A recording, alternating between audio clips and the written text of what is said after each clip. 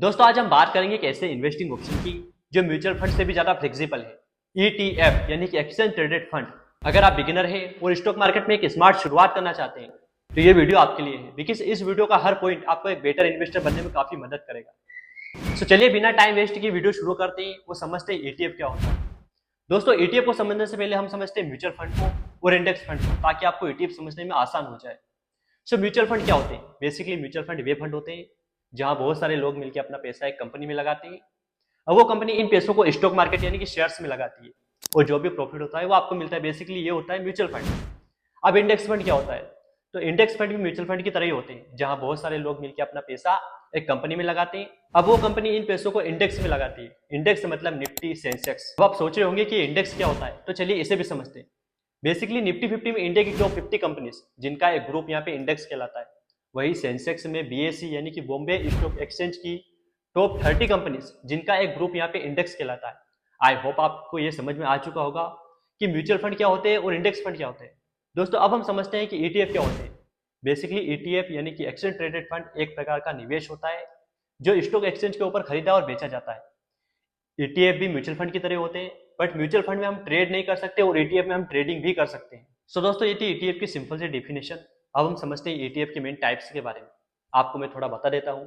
ETF की यूँ तो बहुत सारे टाइप्स हो सकते हैं जो इन्वेस्टर के ऑब्जेक्टिव और मार्केट एक्सपोजर के हिसाब से अलग अलग हो सकते हैं, बट आज हम जिन टाइप्स की बात करने वाले हैं वो इंडिया में पॉपुलर है, तो चलिए समझते हैं। Number 1, index ETF। दोस्तों ये ETF किसी स्पेसिफिक स्टॉक इंडेक्स को ट्रैक करता है, फॉर एग्जाम्पल निफ्टी 50 और Sensex. And number 2, sectoral ETF। दोस्तों ये ETF किसी स्पेसिफिक सेक्टर या फ्रेम को ट्रैक करता है, for example Nifty bank. And number 3, gold ETF। दोस्तों ये ETF गोल्ड की फिजिकल प्राइस को ट्रैक करता है। And number 4, international ETF।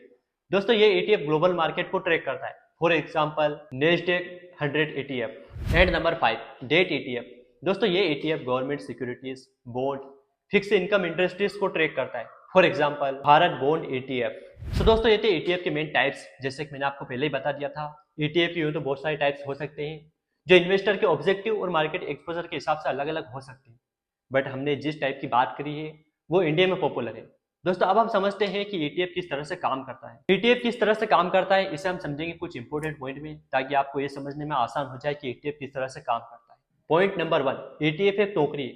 दोस्तों सोचिए ETF एक टोकरी है, इसे आप बास्केट भी बोल सकते हो, जिसमें एक साथ बहुत सारे शेयर्स होते हैं।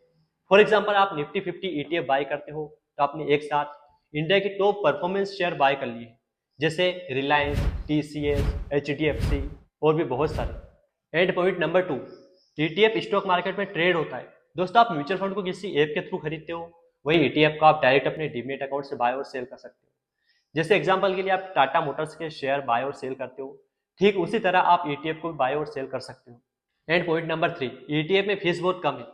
दोस्तों जब भी आप म्यूचुअल फंड में इन्वेस्ट करने की सोचते हो तो जो फंड मैनेजर होता है वो आपके लिए फंड चूज करता है और वो आपके लिए पैसा लगाता है, इसलिए उसकी फीस ज्यादा होती है। बट ETF ओनली इंडेक्स को फॉलो करता है, इसलिए इसकी फीस बहुत ही कम होती है। दोस्तों ETF एक ऐसी टोकरी है या यूं कहें कि ऐसा बास्केट है जो स्टॉक मार्केट में किसी शेयर की तरह बाय और सेल होता है, जिससे आपको एक साथ बड़ी बड़ी कंपनी से पैसा लगाने का मौका मिलता है। आई होप आप ये समझ चुके होंगे कि ETF किस तरह से काम करता है। दोस्तों अब हम समझते हैं ETF म्यूचुअल फंड से बेहतर है या नहीं। सो ETF बेटर है अगर आपके पास एक डीमेट अकाउंट है, और ETF बेटर है अगर आप रियल टाइम ट्रेडिंग करते हैं तो, और ETF बेटर है अगर आप लो रिस्क और इंडेक्स फॉलो करना चाहते हो तो।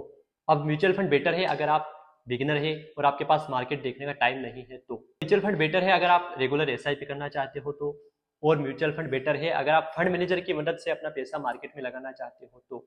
आई होप आप ये समझ चुके होंगे कि आपके लिए क्या बेटर है। दोस्तों अगर आपको म्यूचुअल फंड में इन्वेस्ट करना है, SIP करना है, तो उसके लिए आपको एक डीमेट अकाउंट ओपन करना होता है। अगर आपके पास कोई डीमेट अकाउंट नहीं है तो वीडियो को डिस्क्रिप्शन में जाकर फ्री में अपना डीमेट अकाउंट ओपन कर सकते हो। फाइनली वीडियो थोड़ी भी यूजफुल लगी हो तो वीडियो को लाइक जरूर करें।